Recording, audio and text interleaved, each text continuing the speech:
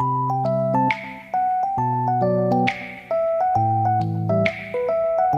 วัสดีครับทุกคนวันนี้ครูจำทำ YouTube ก็ได้รับเกียรติมาเป็นพิธีกรงานแต่งงานหน้าฝนครับเจ้าบ่าวจากกรุงเทพส่วนเจ้าสาวก็คนบ้านเรานะครับบ้านคำบรรสูงตำบลโกโกอำเภอหนองพอกนะครับสวยๆเลยน่ารักนะครับนี่เขาถ่ายภาพเพื่อให้แขกผู้มีเกียรติทุกท่านได้ดูได้ชมแสดงความยินดีกับเจ้าบ่าวเจ้าสาว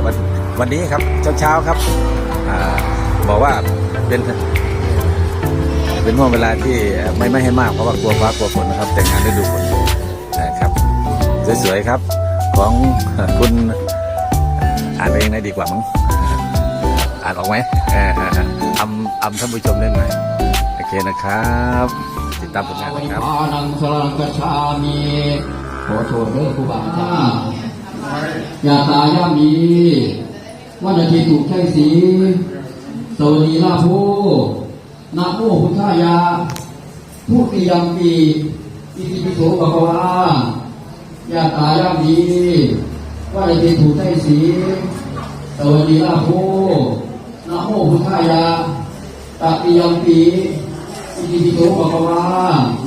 อย่าตายย่ำมีวันอาทิตย์ถูกใช้สีสวัสดีลาโภนะโมพุทธายาสาธุสาธุเอาหันขึ้นมาอย่างไรเจตันเดียนเอกาเจตุบุไทยากุ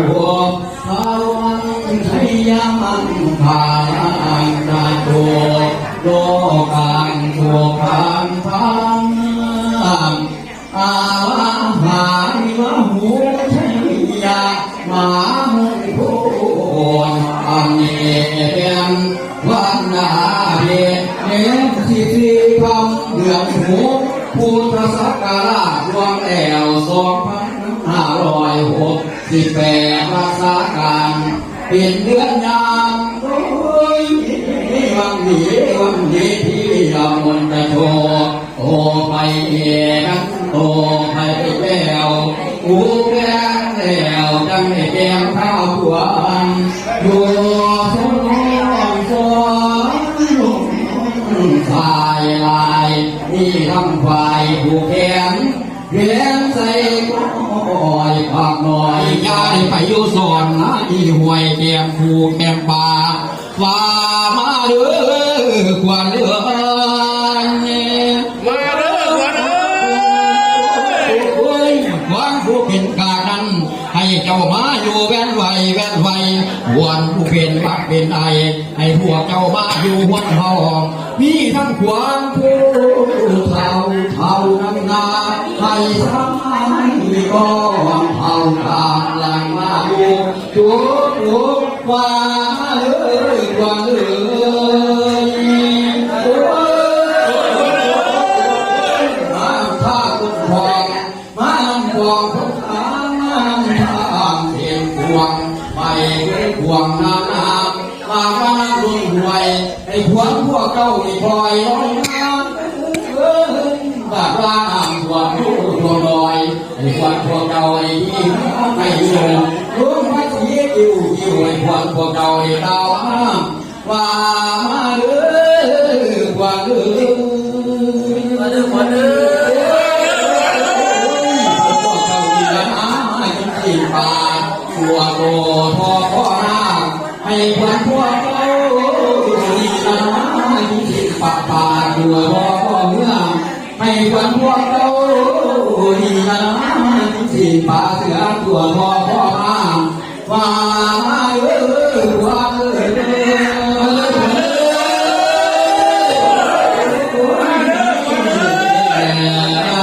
มาว่า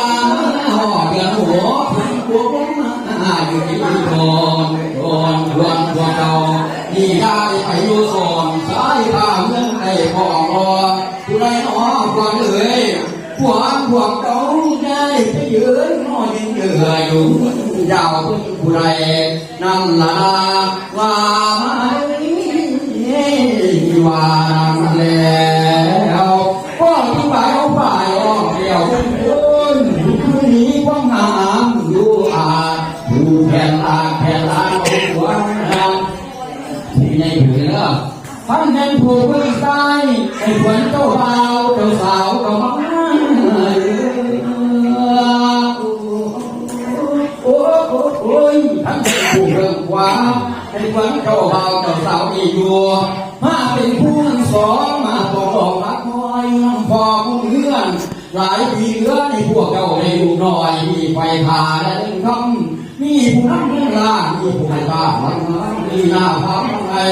นี่มัวเป็นไปสร้างมาพวกนี้ไว้มันถึงสวยพวกเจ้าเล่นลานออกจากบ้านใหญ่มีสักกูให้มีผู้ซอยสู้หามีโชคลาภน้องมีเขาของที่พันให้พวกเจ้าตั้งเป็นเศรษฐีสองสามมีจงมันผู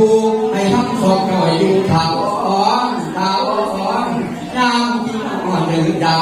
ออกเรือป่าผู้ชนะอาหารมีหนุ่มหลานไหลเรือหลากโอ้ยอยากไหนไปน้ำมันวางให้พวกเจ้าไอ้ทองสีคำจนมั่มบ่ายพระเจ้าเห็นพอเท่าและเท่าทั้งสองให้พ่อดูยืนนั่นตาพิลาพิการเอานานสืบต่อไปก็รู้เธอโอ้ถือสั่งโอ้ถือหูเลยครับนี่คือคนถือเยอะถือแล้วทุกขาปตาในทุกขาพยาปตาในพยาสุขปตาในสุขามิสเพปายโนเอตาวตาตัมมิสัมพังสัพพทาสัพเพเทวาโอทังสัพพะสัพพิจิติอาหารวานิตังสัพพิสัพพทาโพนาภินาสัพพุเทวตาตาสัพเพพุทธาภรปตาปเจกัญญังพลังอรหังกานันเตวินาลัทธาวิสัพพะโสสาธุสาธุนามนี้บ่เป็นนามธรรมดาเด้อไปนามแต่ธรรมะแต่ปากว่าเอาไม้คนไปหัวป่าจะทำให้ความปรารถนากูมีที่จะก็ถือผ่านตามหนากูจะรู้ถือกาตั้งกรรมกาหายกูจะรู้ถือของอยู่ของม้อนกาหายกูจะรู้ถือของเหลือเป็นพยาน